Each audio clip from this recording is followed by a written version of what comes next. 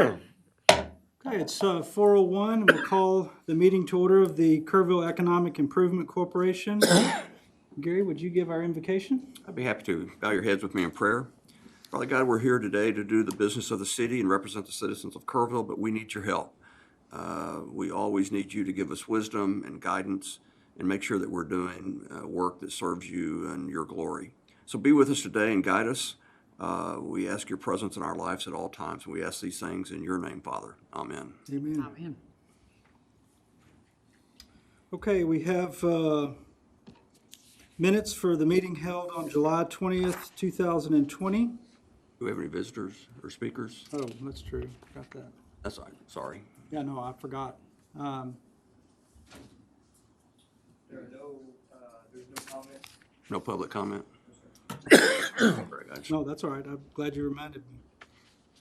All right, so we've got first item on the agenda is the approval of the minutes from the July 20th, 2020 meeting. I make a motion that we approve items 2A and 2B. I second. One just brief point to note out on the minutes of the July 30th meeting, Kenneth Early is referenced as the person who motioned to adjourn and actually had his signature on it, so not a big deal, but we can get that corrected. All right, with that motion and second, if you'll please raise your right hand if you approve. Passes unanimously. Okay, item 3 on the report is our monthly reports. Good afternoon, Amy. Good afternoon. All right, we're going to start with our monthly financial update. So this is the financial update for the month ended July 31st. And let's see, I'm going to focus primarily just on activities for this month. As far as getting into the cash flow forecast, we're going to discuss that more in the budget section of this agenda. But for the month of July, EIC received sales tax of $350,000, and that represents sales that actually happened in May, but the sales tax was remitted to us in July. And we continue to closely watch sales tax, and sales tax continues to perform better than expected. We also received the August sales tax last week, so I wanted to just give you an update on that.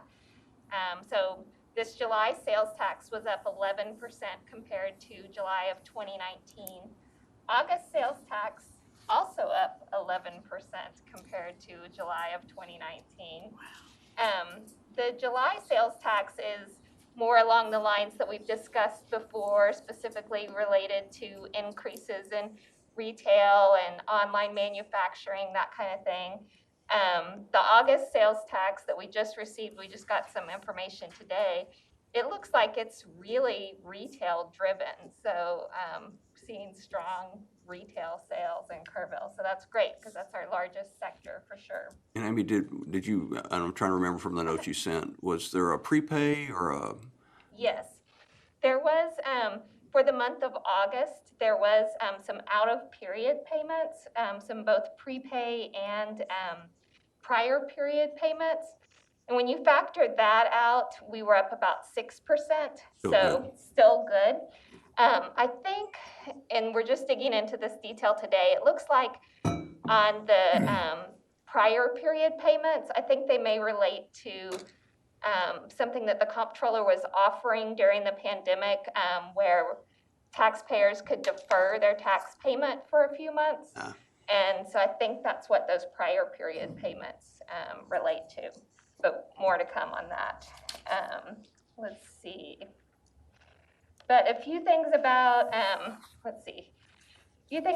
July in particular. Just by category, retail was up 22% compared to the prior year. Oh. Manufacturing up 24%. And then we saw food services down 8%, which we would expect. But looking at the detail, the fast food restaurants that have a lot of drive-through business really are, holding their own.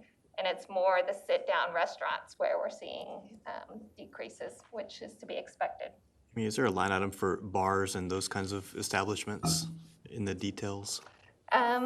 Well, I mean, in the detail, we can see actual individuals, individual taxpayers. They're all lumped into one category called actually accommodations and food services. So there's a little bit of sales tax on hotels in there, but hotels don't have a lot of sales tax items. Most of theirs is hot tax, but they're all in that category called accommodations and food services. But a lot of the bars, were open and then closed. Right. So you're gonna get a real bad number That's true. ultimately. Yeah, so sales tax continues to outperform for sure. And it looks like our retail segment is strong. We're also seeing strong online retailers, online only retailers, definitely increases there. We also are seeing increases in new businesses that were not, new retail establishments that were not open at this time last year. So good news on the retail side. Let's see. However, if you look at, any economic report out there, they all look dire and they all are warning about impending doom. So we'll see if that happens. But certainly our unemployment rate is still much higher than what it usually is, and we have federal stimulus payments running out, that kind of thing. So we'll have to see how that ends up impacting Kerrville. Historically, Kerrville has kind of lagged the rest of the country on when economic downturns hit us as compared to the rest of the country. So we may be seeing some of that. Let's see. On the expense side, EIC had regular monthly payments for administrative fee to the city and debt service commitments. Also made a quarterly payment to KEDC. And that's that quarterly payment that's at the reduced amount of $47,500. And then let's see, you'll also notice that there is a big number, $324,275. That is a payment that was returned to EIC. So that relates to the downtown streetscape project that was canceled by EIC and then canceled by the city council. It was returned to EIC during July. It was also returned with interest, so you'll see that interest income number up at the top looks higher than usual as well. So there was something else we got money back when, a few months ago, seemed like. This is the first one this year, but you may be thinking about this one because it was in the May meeting? Was it the garage, the redo of the parking garage? This is the redo of the parking garage that was canceled. So in the May meeting is when y'all voted to cancel it, and then it also went to city council in June, and it was returned in July. Is that what you're thinking of, or something different? Oh, it does seem like it had something to do with downtown, but I thought it was already in our financial statements, but I'm just seeing the future, I think, when I was. Okay. Yeah, well, and you may have seen it on a Wishful cash thinking. flow forecast. That may be what it was, maybe it's in the Yeah. forecast. Amy, bear with me. Uh-huh. On this sheet of paper, that's on there, I can't see it. Can you It tell? is under projects, and it's listed as a negative expense under projects in the current period. I've got it down at the very bottom. I've got it now. Yes, I'm yes. sorry. So it's showing as a negative expense, I not got a it. revenue. I But, yeah. just couldn't find it on there. All right. Okay, so following this activity, EIC ended the month with a cash balance of $2.8 million. And we do currently have that still invested in the tax pool account. I hate looking at this number every month, but it's now down to 35 basis points is what the return is. It's still pretty good. Compared to what else is out That's there, right. it actually is. But yeah, it keeps going down. I'm hoping that rates are at least stabilizing at this low level right now. Yeah, but with the investments that they've had that were higher are rolling off. Yes, And so it'll trend down to maybe below 0.2, I suppose. Wow. So yeah, it doesn't look like rates are going up anytime soon, that's No. for sure. But on the positive side there, our refunding opportunity that we spoke to you about previously. So this is some debt related to the River Trail that was issued in 2012. We're looking at refinancing that at a lower interest rate. And just wanted to give y'all an update that that is progressing. We are looking at coming back to City Council and the August 25th meeting to get their approval to continue on with that refunding.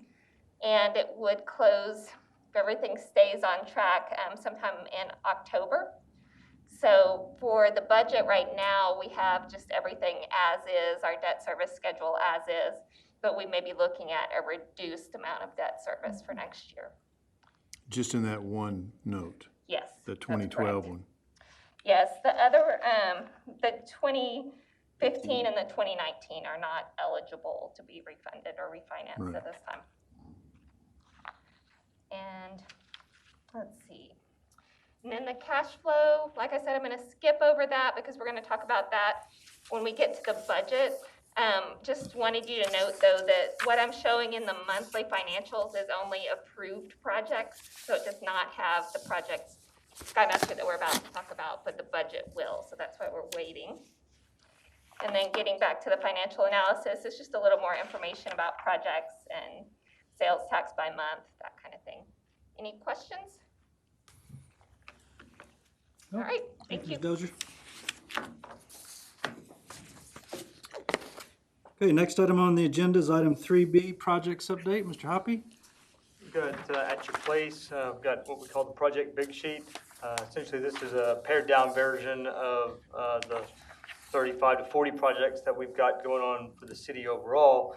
These are the EIC-funded projects. And so going forward, if it's the pleasure of this body, we'd be happy to put this together for you each month based off those. It's a little bit in arrears because we are usually updating the councils towards the back end of the month.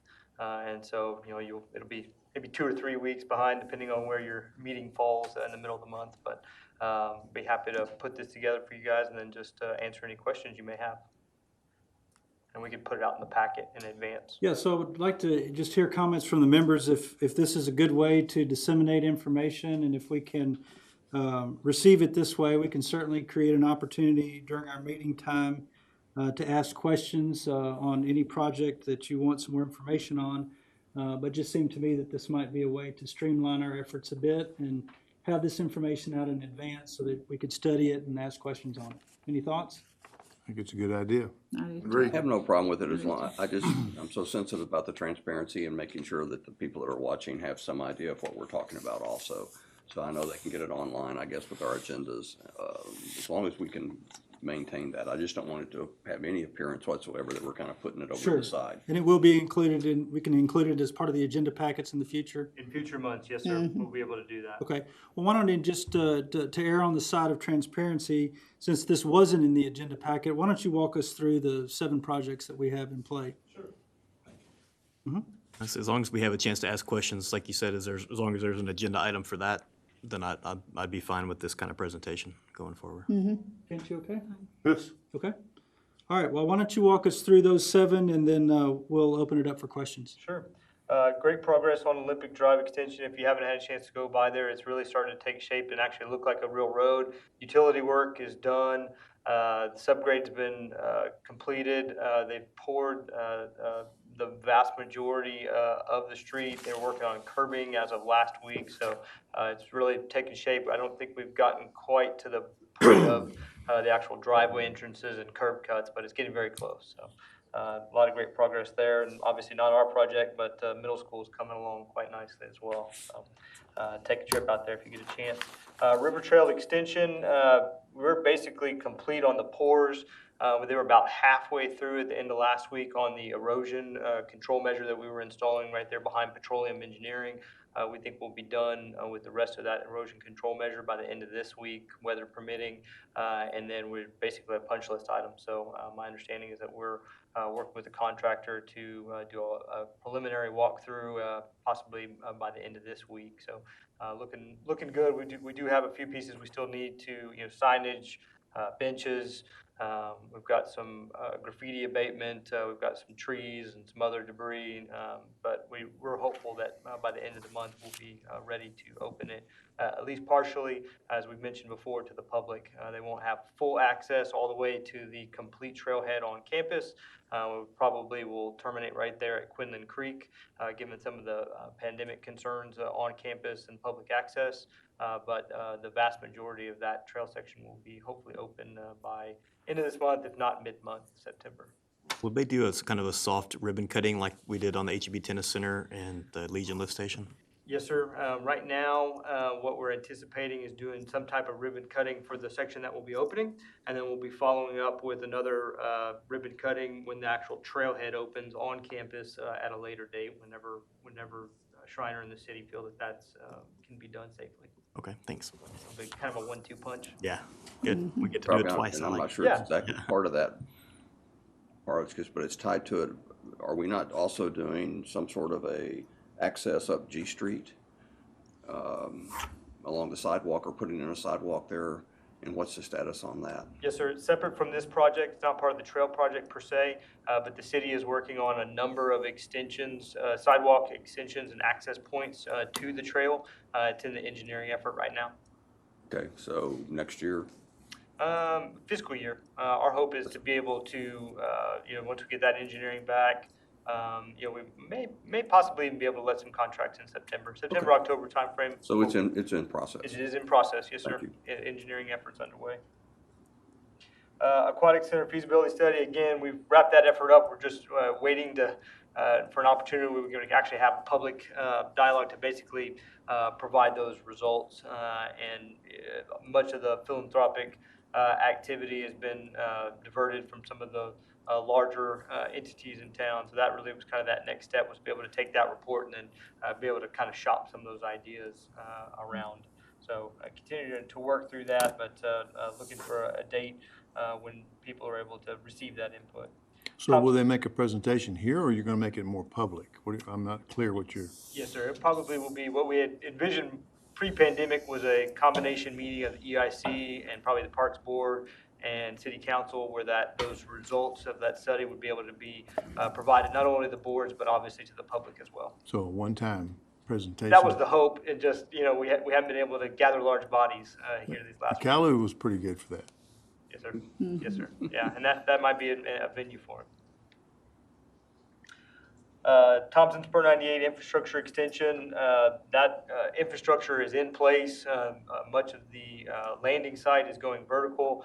We're hoping for occupancy in late 2020 in some of the multifamily there. So Amazing. it's really starting to take shape. Most of those roads have been fully installed on that site.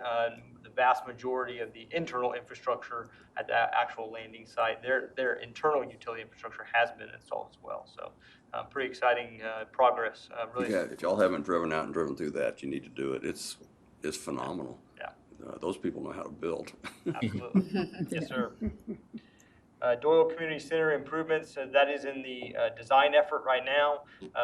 My understanding is Peter Lewis Architects is working hard to hopefully get that out in their private bidding process. It's their construction project, not a city construction project, but they're hopeful to get that out for bids here in the next month or so. Curve Airport improvements, Ms. Mary Rohr continues to work with TxDOT on working through the T hangar project and then the subsequent box hangar site development work. And then she's also working with the FAA in regards to the horseshoe building, wanting to make sure that it gets lined up whenever you take a building down. There's some height elements because there's some grandfathering clauses, and so we want to make sure we doesn't trip over herself in regards to any of the FAA items. We do have a pending presentation per the request of the EIC coming up in the next couple months when we can fit it into the schedule. Arcadia renovations, great progress being made over there.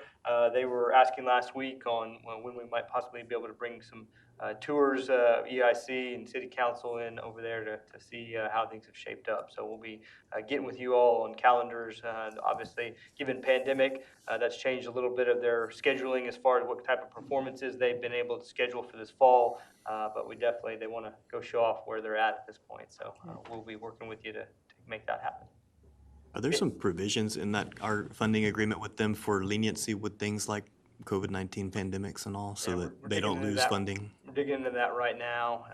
Obviously, there's some force majeure elements that have occurred Yes. this year, and so Mike and I are looking at that and seeing what we may need to do, either whether existing provisions or if there's any revisions to that, given the unique circumstances. Good. Be happy to answer any other questions you may have. I just have one suggestion. In looking at this, again, for transparency, should we have a column that shows the EIC commitment to these projects, so it's not, doesn't appear that we're funding the whole thing in those cases? I thought about that, Danny, but I didn't want to belabor the report with stuff that was already in reporting from Amy's information. And she has, in her report, the EIC commitment and the Yeah, disbursement. I know that, but today, I just, we can certainly include that if that's something that you can easily add. Sure. Okay. All right, any other questions? All right, thank you, Mr. Hoppy. Next item on the agenda is item 3C, Kerr Economic Development Corporation update. Gil, are you with us?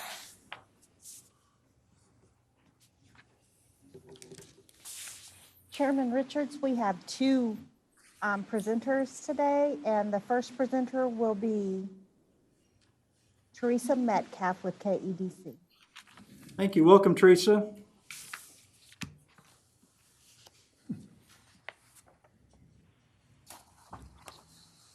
Okay, I just wanted to double check that Gil, in fact, did want me to go first. Hi, Teresa. How are you? I'm good. How are you? Good. Thank you for joining us. Thank you. It's a pleasure to be here. Thank you for letting us join today and give you an update.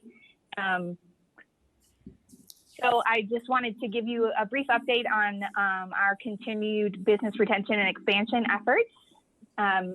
The Kildare Mountain Manufacturing announcement did provide us the perfect opportunity for KEDC to host our second Workforce Roundtable event.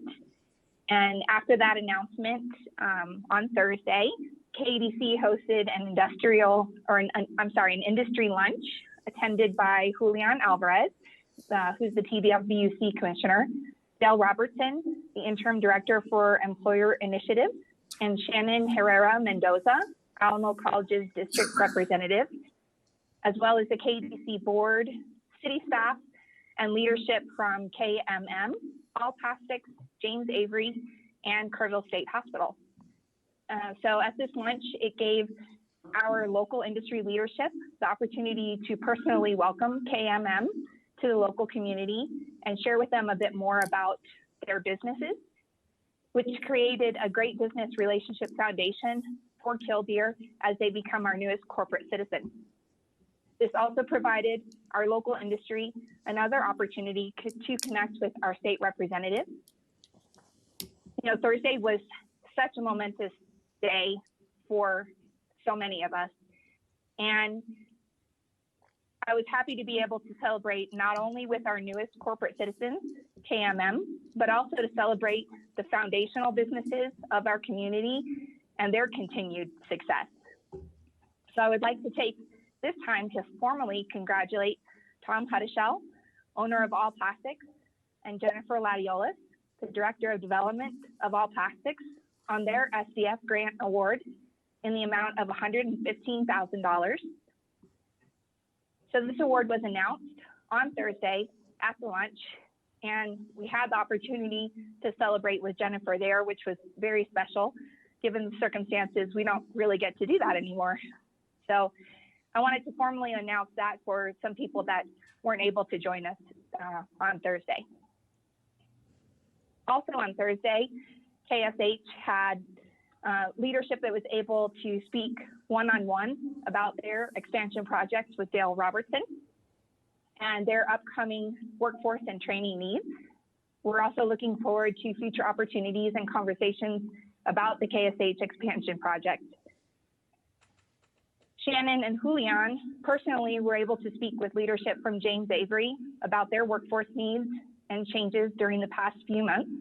And we are happy to say that on Friday, we had a follow-up call with James Avery leadership, Shannon Mendoza Herrera from Alamo Colleges, and Sonia Valadez at TWC to begin the process of their SDF grant application. So this lunch also facilitated the next phase of discussions of KMM's SDF grant, which will start as they begin their hiring process. Shifting on to some of our marketing efforts, KDC continues to speak with local small businesses through our Over the Fence podcast, and I'm particularly happy to give you a sneak peek into this week's episode, which is an interview with Angela North, Jennifer Lord at the Kerrville Chamber of Commerce. They are launching a new initiative for their membership called Meet the Member, and I hope you will check out my conversation with them. KDC is also celebrating the entrepreneurs, innovators, and leaders of our Hill Country region with the announcement of the Hill Country 40 Under 40 award winners this first week of September. So that concludes my brief presentation, and I will pass this over to Gil if you don't have any questions for me. Any questions for Ms. Metcalf? Thanks, Teresa. Let me jump in real quick. So let me go through some real quick local economic indicators. I'll touch a little bit on some national trends, and then I'll close out with some of our activity with Skymaster. As far as economic indicators, our unemployment rate has dropped to 6.6%. That is down from 10.1% the month prior. And at the height, not at the height of the COVID, but at the highest of the unemployment rate nationally, we're at about 12%. So again, we're trending in a very good direction at 6.6%. We continue to be well below state and national averages. And we expect those numbers to now start dropping a little bit more as some of the unemployment benefits are going to start shrinking. However, the bigger story, as Amy had mentioned earlier, was sales tax revenue. I mean, that's, our largest hit was 2.8% about almost 4 months ago, when most of the country was posting up to 20+% in hits in sales tax revenue. Then it increased by 7%, 11%, and now just another 11%. So what I would like to say is that 95% of communities in the United States only wish they could say that they're posting both single-digit unemployment rates and double-digit sales tax revenues. I don't like to say that it's unheard of, but it's almost unheard of. So we need to definitely take advantage of that here moving forward. Now, at the national level, I participated in a board retreat with the International Economic Development Council, which is a trade association for all EDOs. And one of the things that came up, actually the main topic of discussion, was how highly uneven this recovery is going to be, which really started at the last recession in 2008, when the housing bubble bursted. The line started becoming pretty clear as far as the haves and the have-nots. Now with COVID, it's become very clear. That gap as economic developers, that's going to be our biggest challenge moving forward. And the main question that's going to be asked of us in this line of work is going to be, what are we doing to address these inequalities? And part of that answer, if not, most of that answer is going to be, partnerships between industry, workforce, and education. Those are going to become now very vital in recovery and addressing inequalities. And with Skymaster coming in, which is Kildare Mountain Manufacturing, that's going to afford us that opportunity to start building on that. An extension of that now is we're starting to look at a strategy on building from the ground up, growing our locally owned both workforce and our entrepreneurs. So we had a conversation with the EDA, that's the Economic Development Administration, a couple of weeks ago. There's a lot of money that's coming out of COVID CARES Act, and specifically for workforce training, innovation centers, entrepreneur centers. So we're now in that discussion right now, trying to see how we can tie it into advanced manufacturing, perhaps aerospace. EDA is very keen on that particular project, so there's some real possibilities for us in setting the stage for that next big project that we're going to be working on. Coming back to KMM, along those lines, obviously the big news last week was Kildare Mountain Manufacturing. Texas Governor Abbott approving a Texas Enterprise Fund. That was a first for Kerrville. That was about $900,000 for the creation of 200 jobs over the first 10 years. Another few $1,000s in Veterans Hiring Program. And then you just heard the recently mentioned Skills Development Fund. They awarded $364,000 for this project as well. And the 364, that is actually only the second Skills Development Fund for Kerrville in its 25-year existence. And this is the first TF award in its 15-year existence at the state level. So these are huge milestones for our community. Some of these programs do require local entities to provide not necessarily a match, but definitely incentives. And I think there's some spending programs for the city, with this board as well, and the county. While we were working this particular project, our message to the office of the governor was that, and continues to be, is that the TEF is very instrumental in getting a project like Kildare to come to our area. It was definitely part of the package that we needed. There was a lot of effort on our end, a lot of communication at the state level, a lot of political capital, if I could use that term. And please keep in mind that when we're working this particular project, and you know, at times I felt a little bit bad, but you know, I was being a thorn. We were being a thorn, Teresa and myself, with this particular team. And this is the same team that at the same time was working the Tesla deal for Austin. So it's not like they weren't busy. So kudos to our community to being able to pull these funds off for our prospects. So in closing, definitely I'd like to thank the city, the IC, and everybody involved. One, for the project and also with the announcement last week. And I'll close by saying that Judge Kelly asked me in preparation for his comments, you know, what's a general theme that I can use in the delivery of his remarks. And I mentioned, well, it's a game changer, so on and so forth. I said, but really what I noticed was that, you know, our community really pulled together to see this project through. And that's kind of hard to find in some communities. And that being said, there's a lot more work to you know, ahead of us. You know, Kildare's gonna, you know, we're gonna continue working with them to make sure that they have everything they need so they can be successful in Kerrville. That concludes my report. If there's any questions of Teresa and myself, we are open. Any questions? Thank you, Gil. Excellent job, Gil. You did super. Sorry I couldn't make it Thursday. It's Kent McKinney. Anyway, we appreciate the good work. Okay. We miss you. I'm sure. Thank you both very much. Thank you. Okay, our next item on the agenda is item 4A, presentation of the Skymaster Kildare Mountain Manufacturing Inc. project with anticipated consideration for the drafting of economic development grant agreements and setting future public hearing dates. Mr. Chairman, Board, good to see you all.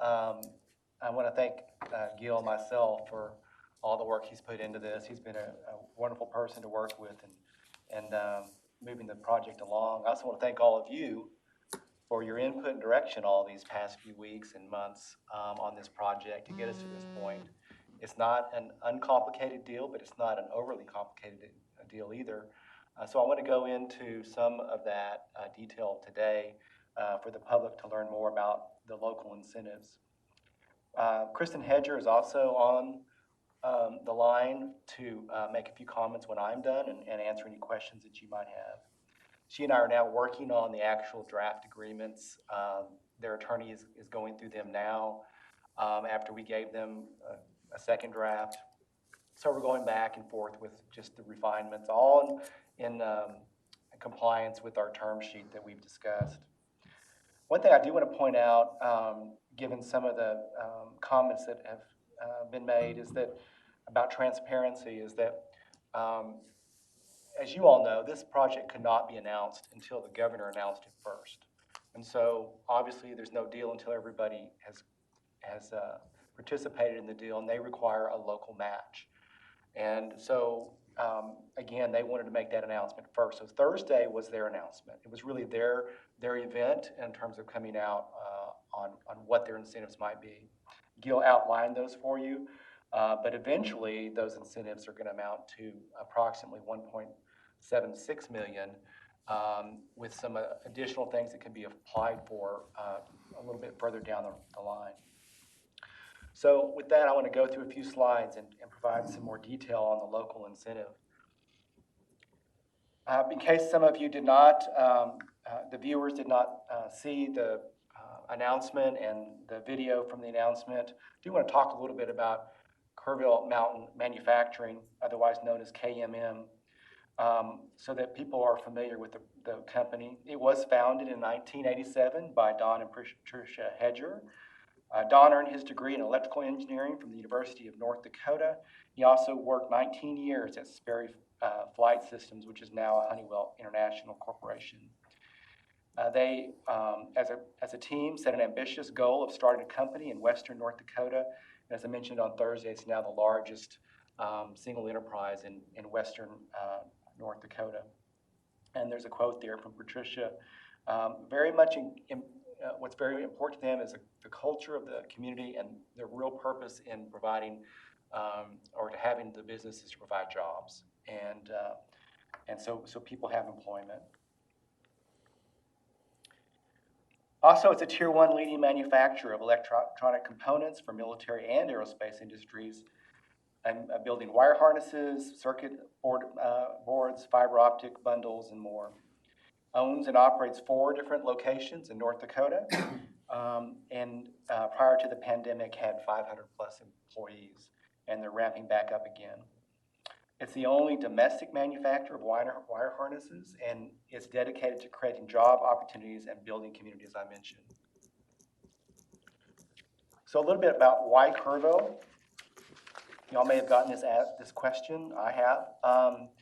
They seek to expand operations beyond North Dakota headquarters to serve a rapidly growing out-of-state customer base. The Hedger family has connections to Kerrville, and Kerrville presents an opportunity for a larger workforce and to be closer to customers and their suppliers. And then for expansion, KMM desires to be part of a smaller community to further pursue their priority of creating those opportunities for jobs, as I just mentioned. What is their commitment in this deal? As I mentioned on Thursday, this is not a short-term courtship of only 10 years to access state incentives. When we negotiated locally, we made it a long-term marriage of 25 years and double the amount of jobs. The state was offering incentives for 200 jobs, and in our negotiations, we extended the relationship and we asked for 200 more jobs within 20 years. So you can see there the chart, they got to hit that 200 by year 11 and then sustain it. 10, and then the 400 by year 20 and sustain it. And then if they reach that number earlier, let's just say they hit 400 in year 8, then our agreement with them expires earlier because they've met their goal.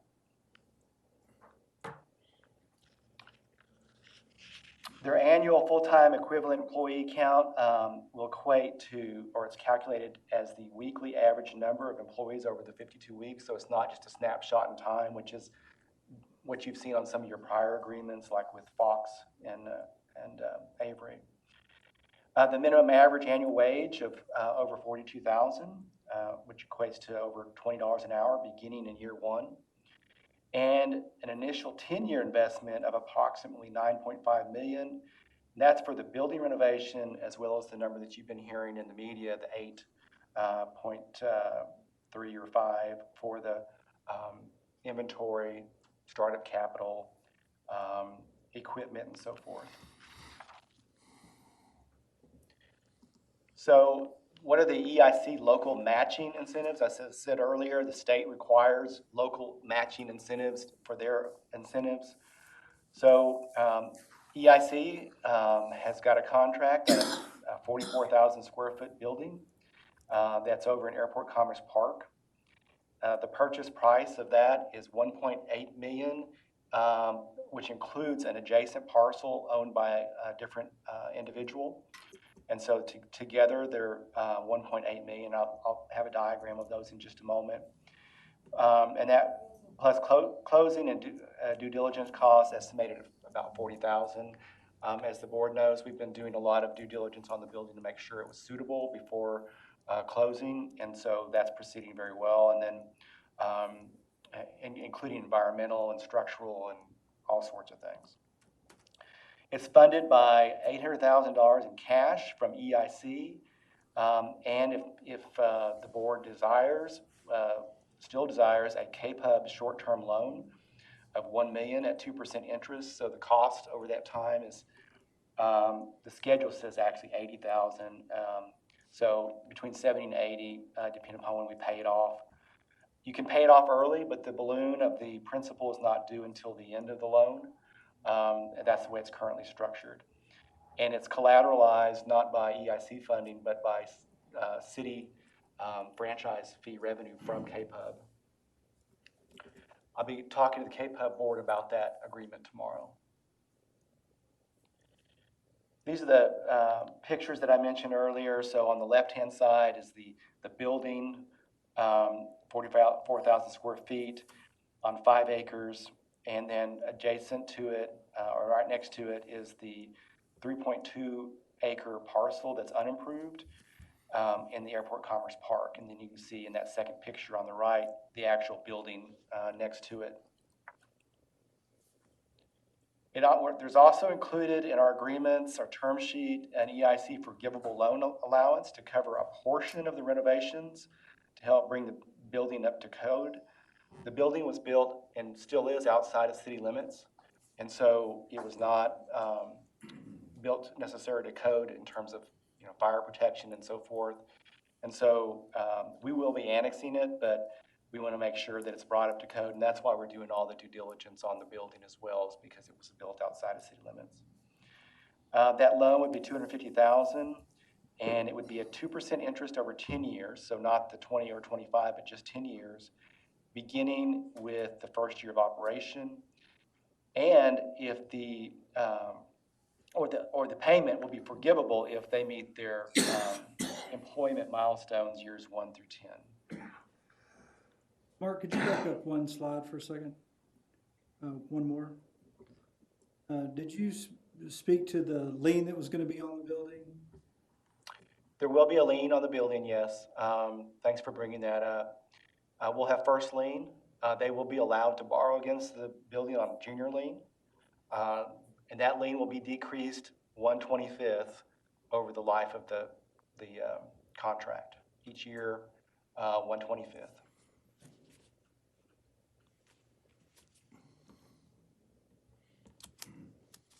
We also have city local matching incentives. So out of the city's funds, we will do city utility connections. Right now, it's not connected to city water or sewer. So we would do that all the way up to the building. And we would also cap their existing well and septic systems.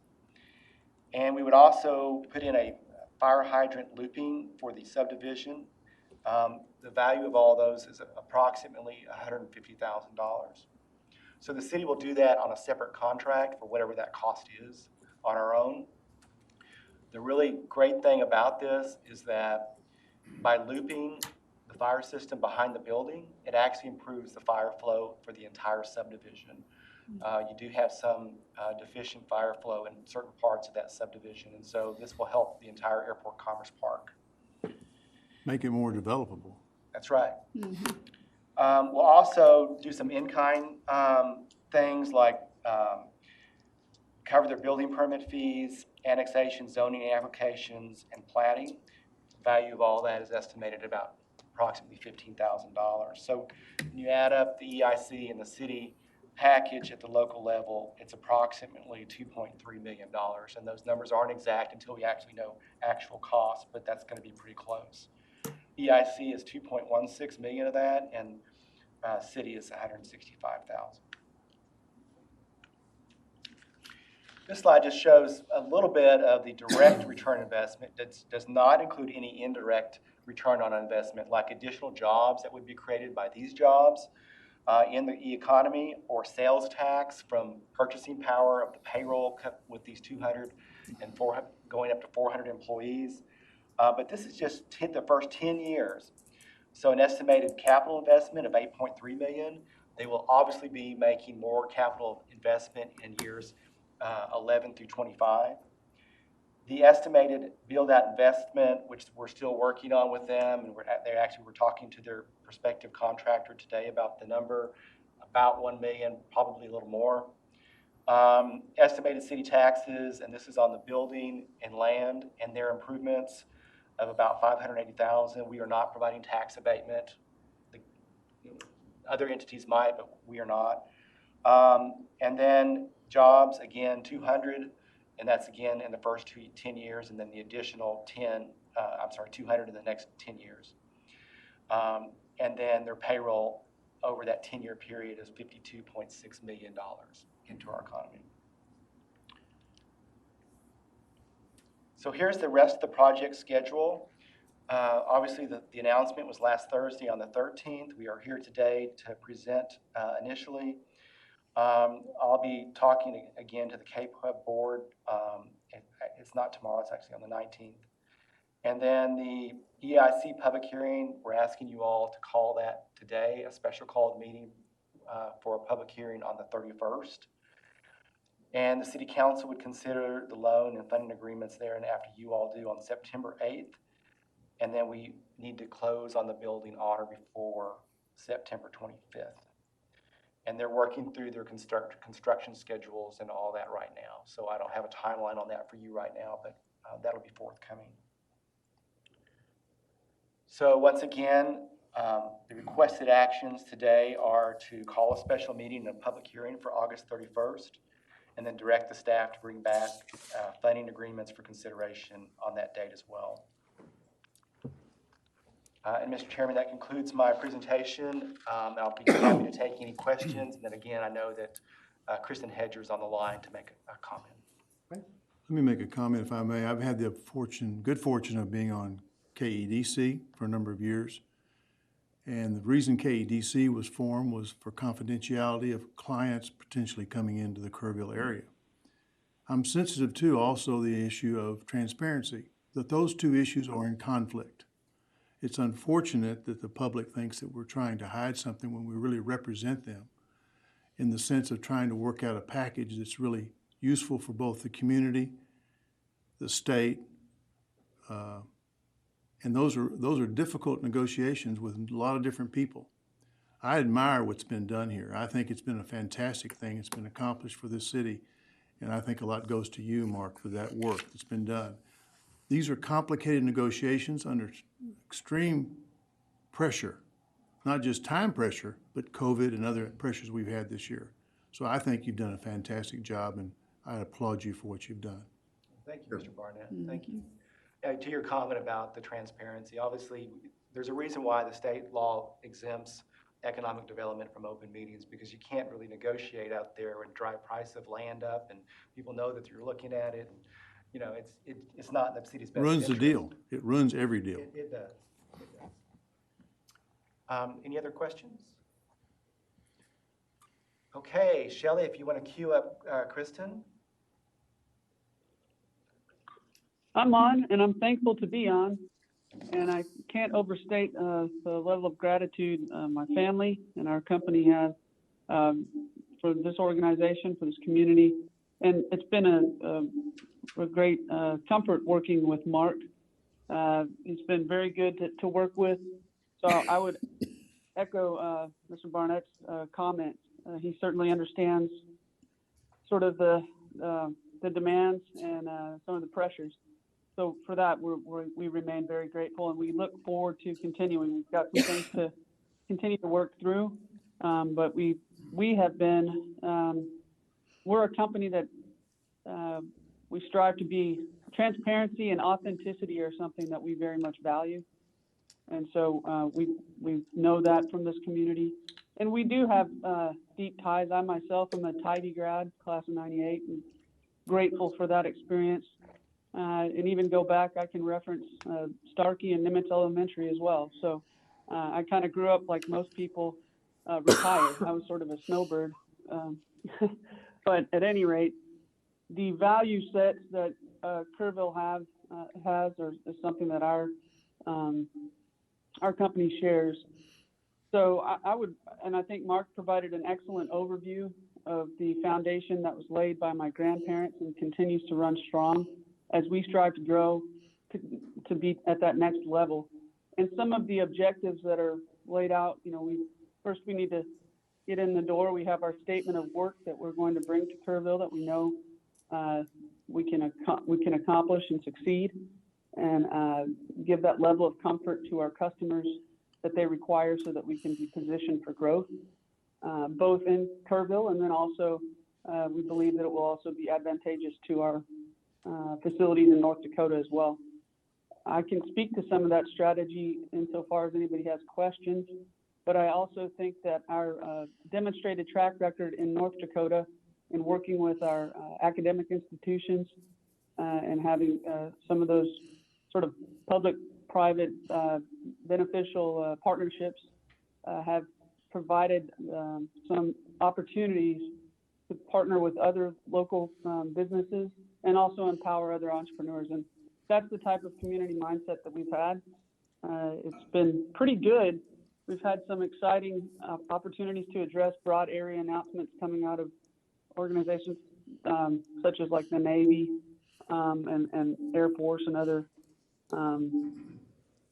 platforms that they require some enhancements. And we really like being creative, but we believe that we'll be able to be a lot more focused in that growth realm in Texas and in Kerrville in specific.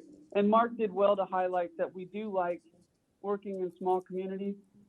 That commitment to heartland, rural communities is something that is deep flowing through our veins for 3 generations and will likely continue. So, you know, we're honored and grateful for this opportunity. It's certainly a lot of deliverables that we do not take lightly. So we're not in any way boastful, but very much humbled and prayer-minded as we take on these objectives. But we welcome this opportunity, and we look forward to being diligent in pursuing addressing these. So with that, I would welcome any questions that folks may have. So this is Greg Richards, and I just want to say thank you on behalf of the entire EIC for your considerable efforts in helping pull this together, and we just warmly welcome you to our community and wish you all the success. Thank you. Anybody have any questions? Gary? Kristen, this is Gary Cochran. Again, echo Greg. We're so thankful and appreciative that you guys have chosen to work with us and be a part of our community. As a member of the EIC a couple of times, and we've caught some criticism over the years for spending a significant amount of money on what we would call quality of life projects. But I'm just curious, as an owner of a business that obviously takes, puts high value in your employees, did that come into the conversation as y'all were discussing this location, things like the river trail and the sports complexes? Yes, it did. It very much so did. In fact, one of the a lot of our team, I'm sure, as everyone can imagine, when we were looking at a number of communities, and the natural sort of knee-jerk reaction of our higher management was to look at eastern North Dakota, which has a higher population than western North Dakota, and South Dakota, Sioux Falls, Rapid City. And I just kind of said, and again, this might sound kind of cheesy, but I feel comfortable with this group. After a lot of, I prayed really hard about it, and I just felt Kerrville. Why not? It's a little bit daunting, the Lone Star State, but when I referenced that, they were kind of intimidated. But one of the first things, and I'll give great kudos to Gil Salinas and the Kerrville Economic Development Corporation. When we flew our top leadership team down to sort of see Kerrville, of course it happened, it was just perfect because it was Chamber of Commerce weather and it was in February. So you can imagine the weather in North Dakota. So they leave a blizzard and whiteout conditions and land in, just a gorgeous, gorgeous atmosphere.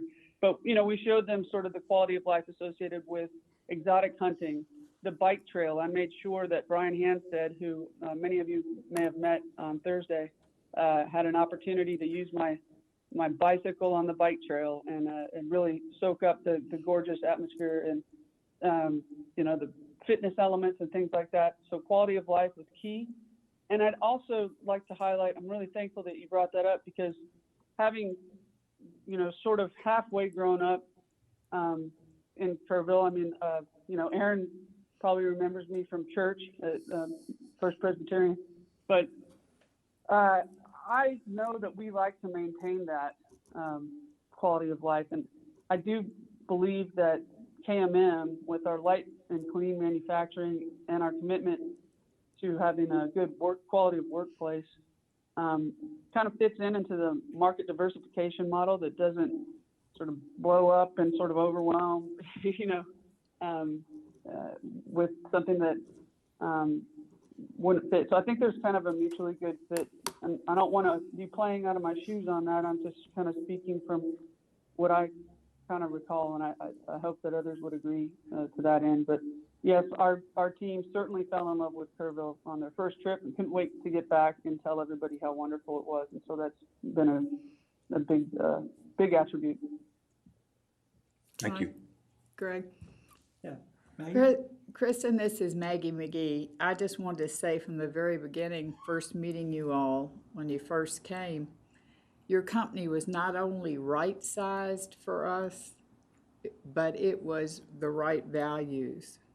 And it just seemed like a perfect connection from the very beginning. And I know it took a whole lot of hard work on your part, the city's part, and Gil's part to bring it all together. But I really think it was meant to be. And I also think that it'll fit in very nicely with your future strategic goals and where you and the whole aerospace and aviation sector are moving for the future. Right here in Kerrville is the place to be for a lot of obvious reasons that I know you understand. So we are delighted. Thank you, Maggie. Yeah, and I'll also highlight a sort of a fun yet serious and perhaps somewhat poignant note. When we drove over that hill, that big empty cross, that makes a big impression in a good way. In a good way. So our CFO was very, very excited. He said, "Man, this community looks like a good place to grow." I said, "Yeah, it is." We like it here. Yep. Well, we look forward to having you as a neighbor and appreciate you taking the time to speak with us this afternoon, and we'll see you soon. Leave your snow shovel at home. Yeah, just bring your boots. Sure, I sure will.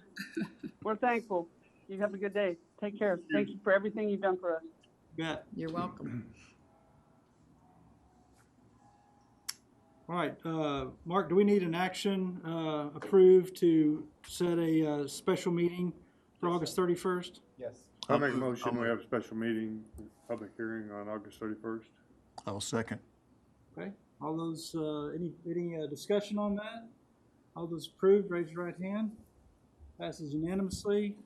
We also get a second motion to ask the staff to bring forth funding agreements for consideration at that meeting. So moved. Danny All of moved, them. Kent second. All those in favor, raise your right hand. The motion carries unanimously. Thank you. Okay, our next item on the agenda, item 4B, is to discuss the administrative service contract between the City of Kerrville and the Kerrville EIC. Mr. Hoppy? You have a copy of this at your place. Essentially, this is identical to the administrative services agreement that was before you last year. It is a one-year annual contract. And in fact, even the amount is the same. We had contemplated previously increasing that every year, and that was part of your budget discussion. Given pandemic concerns for this year, we did leave that at that flat level, at the same level as last year. I'm happy to answer it. So there are no changes other than the dates changing from 2020 to 2021. We'd be happy to answer any questions you may have. Any questions from anyone? No. I'll make a motion, we approve the administrative service contract between the City of Kerrville and the Economic Improvement Corporation. Second. Thank you, thank you. All right, all those in favor of approving the administrative services contract between the city and the Kerrville AIC, please indicate your approval by raising your right hand. Passes unanimously. All right, the next item on the agenda is the City of Kerrville, Texas EIC fiscal year 2021 budgets. Hello again. All right, I don't have a slide presentation, but at your place you should have a couple of papers that look like this.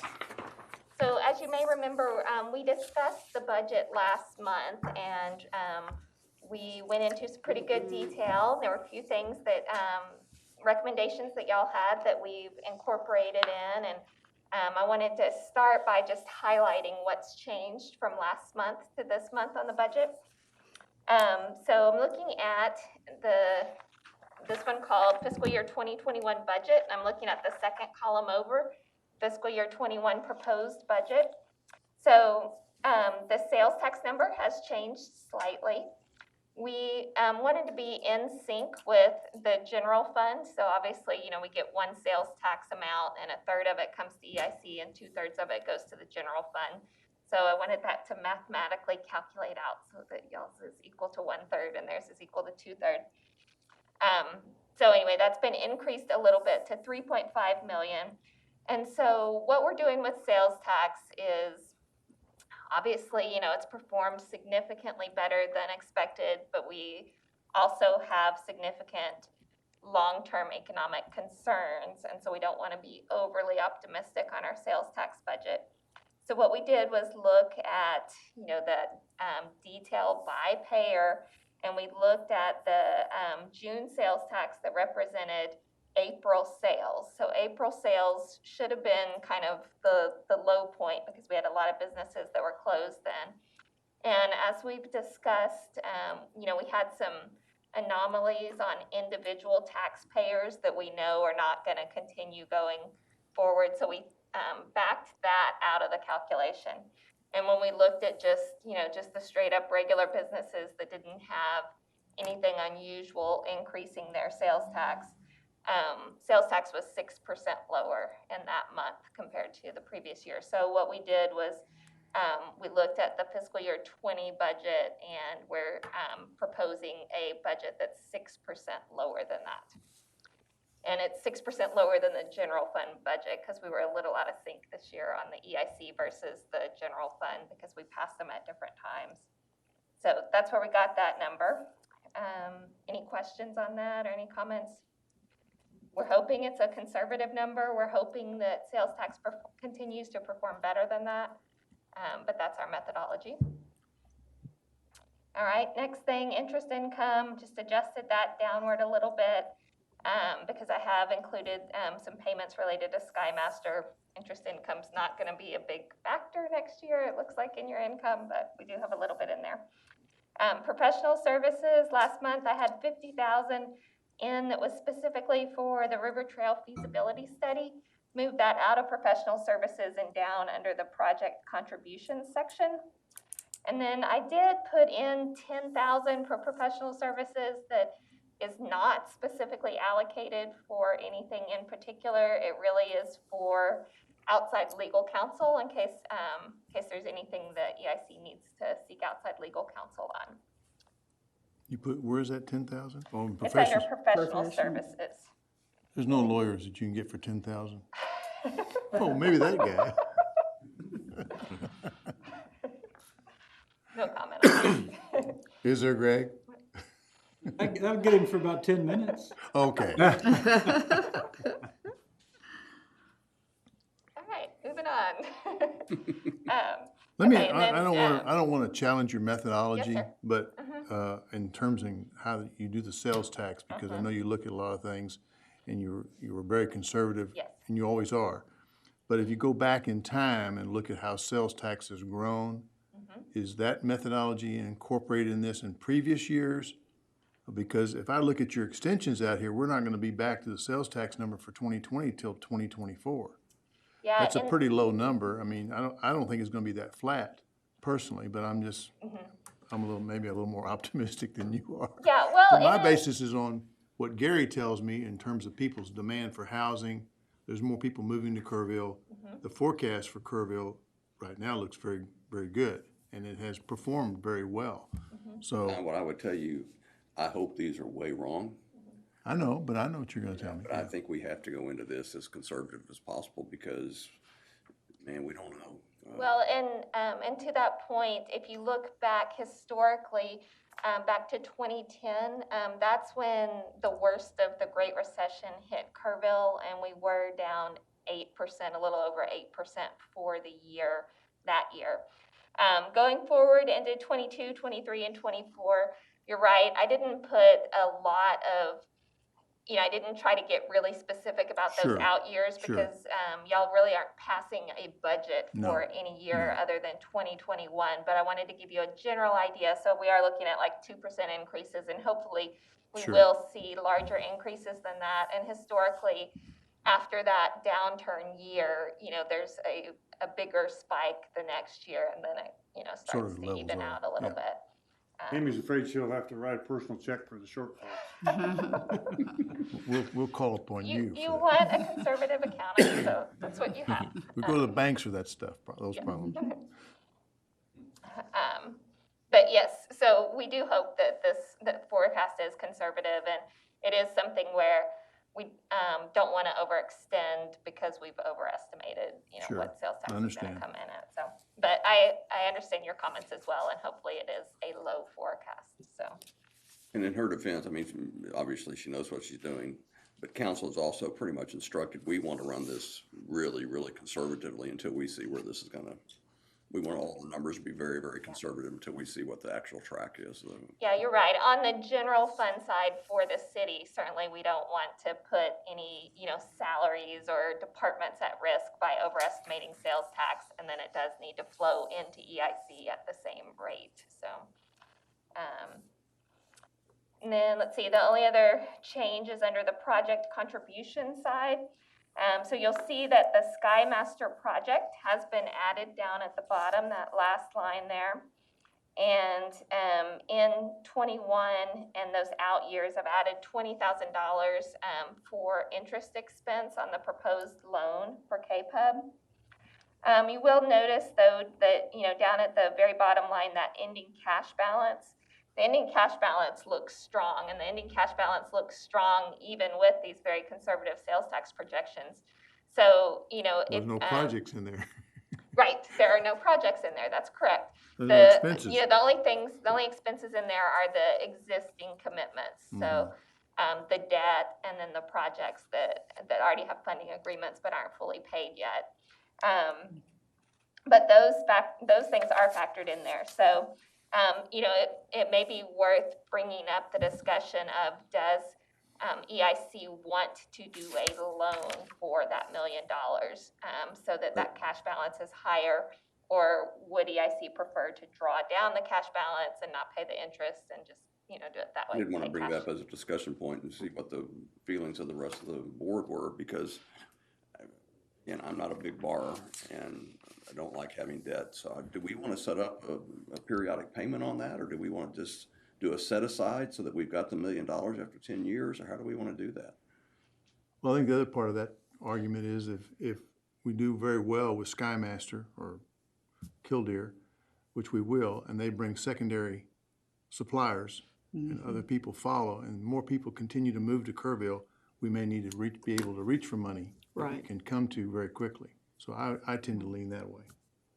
I would agree agree with- with Don, because I think there's gonna be some follow-on business from vendors. relatively quickly, once they get more up and going. We can pay as much as you want to as we go along, but we might want to wait a little while and see what. And do we It's want to only consider a 20. set aside in the budget or just? Well, and so the draft agreement does have a clause that says that there is no penalty for prepayment and it can be prepaid at any time. But to Gary's point, you know, if you're interested in saying, okay, we'd like to commit to, you know, paying however many 100,000 down in our budget, something like that, you can certainly do that as well, even if it's not on the amortization I schedule. mean, I certainly don't want to spend all our reserves, but to me, it'd be prudent, and this just comes from my such conservative financial background, is we should be paying off 100,000 a year. We've got it available to do that, and it's, To me, it's $20,000 on a revenue stream of $3.5 million. It's nothing. It's a very, very small percentage. While I would agree that, you know, we want to not just borrow money to borrow money, I think it would be prudent to at least go for a year anyway, and let's just see what might happen. We don't know what's going to happen.